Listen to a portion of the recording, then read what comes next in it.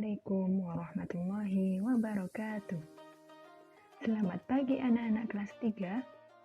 Bagaimana kabarnya hari ini? Masih semangat ya? Alhamdulillah. Sebelumnya, mari kita awali pelajaran pagi ini dengan bacaan basmalah. Bismillahirrahmanirrahim. Nah, anak-anak, hari ini kita akan melanjutkan materi fikih di bab 11 tentang sholat jamak dan qashar. Minggu yang lalu kita sudah belajar apa itu sholat jamak. Jamak, kalau sholat jamak itu menggabungkan dua sholat fardu. Yang boleh dijamak itu ada sholat zuhur dan asar, dan juga maghrib dengan isya. Nah, hari ini kita akan melanjutkan apa itu sholat qashar. Nah, yang kedua ini adalah sholat qashar. Kemarin kita sudah belajar tentang sholat jamak, sekarang sholat qashar. Qashar artinya memotong atau meringkas. Meringkas apa? Nah, sholat qashar itu maksudnya adalah meringkas jumlah sholatnya yang aslinya 4 rakaat menjadi 2 rakaat. Loh, boleh ya Bu Mila? Boleh, tapi ada syaratnya.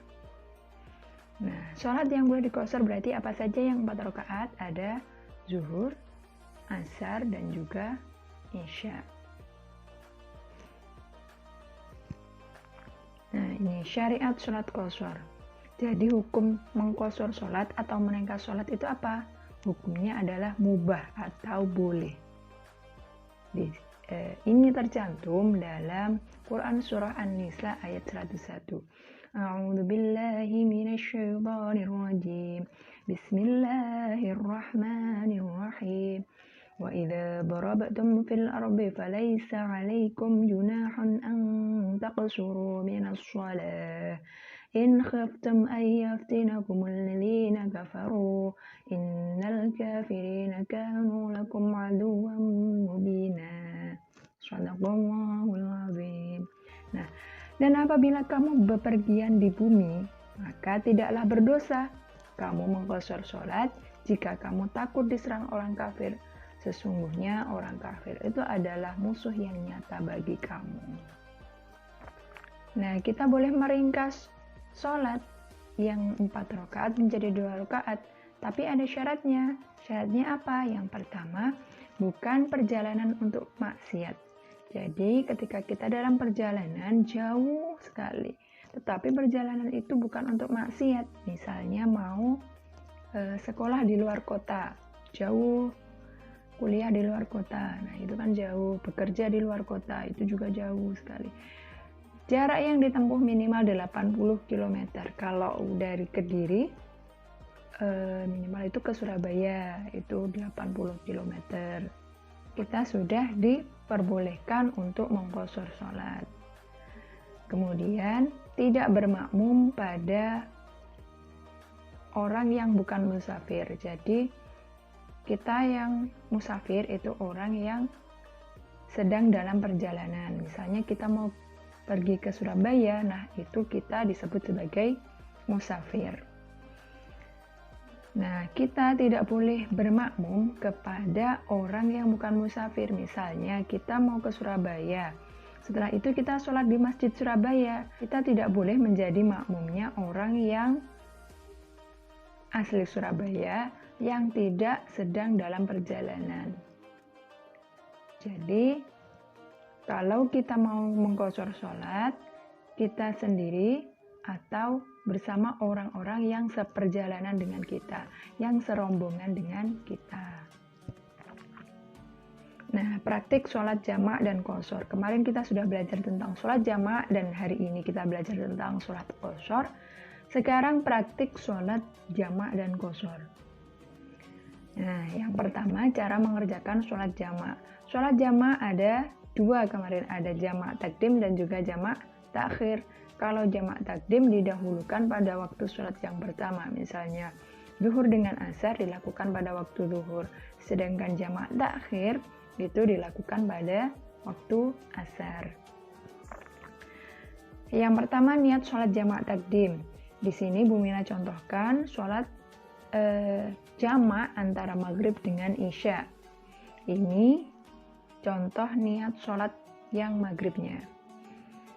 Usalli fardal maghribi 3 raka'atin majmu'an bil isya'i jam'a taqdimin ma'muman lillahi ta'ala.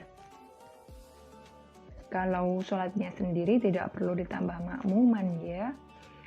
Artinya, saya melakukan sholat fardu maghrib sebanyak 3 rakaat dikumpulkan dengan sholat isya dengan jamak takdim karena Allah Ta'ala.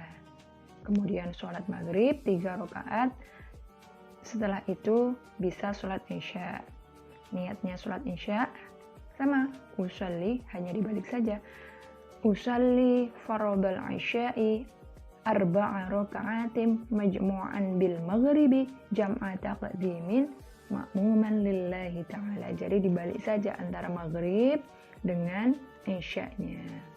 Selanjutnya niat sholat jamak takhir. Nah, jadi di sini Bu Mila mencontohkan jamak sholat maghrib dengan isya yang dilakukan pada berarti dilakukan pada waktu isya. Nah, ketika waktu maghrib datang, kita sudah niat di dalam hati. Saya berniat melakukan sholat maghrib nanti dijamak dengan isya. Dalam hati begitu, itu sudah niat mau menjamak takhir di sholat isya. Kemudian ketika sudah datang waktu isya, kita sholat. Usalli fardal maghribi. Nah, sholatnya maghrib dulu. Usalli fardal maghribi 3 raka'atin majmu'an bil isya'i jam'a ta'khirin ma'muman lillahi ta'ala. Saya niat sholat fardu maghrib 3 rakaat dijamak dengan isya dengan jamak takhir karena Allah Ta'ala.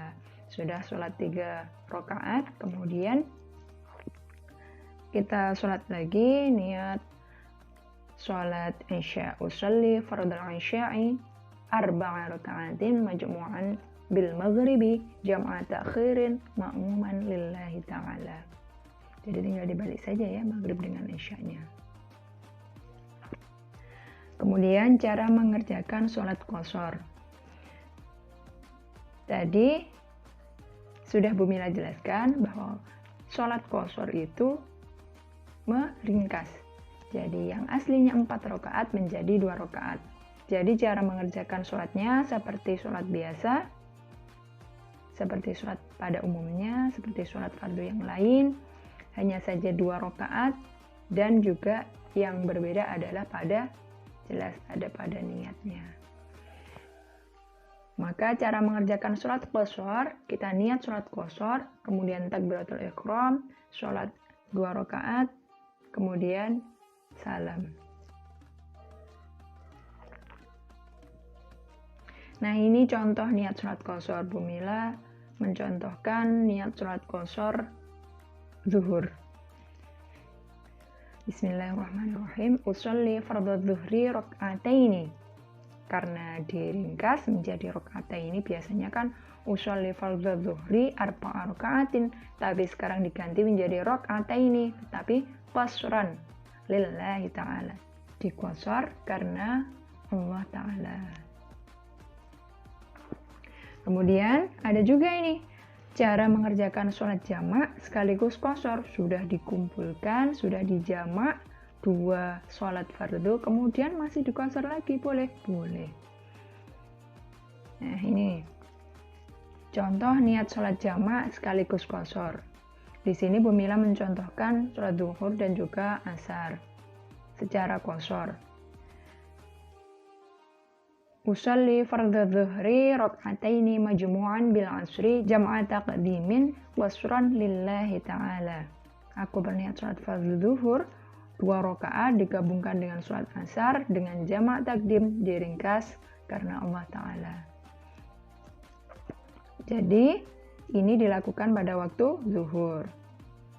Kemudian niat sholat asar secara qashar. Usalli fardhul asri rak'ataini majmu'an bizuhri jam'a taqdimin qasran lillahi ta'ala.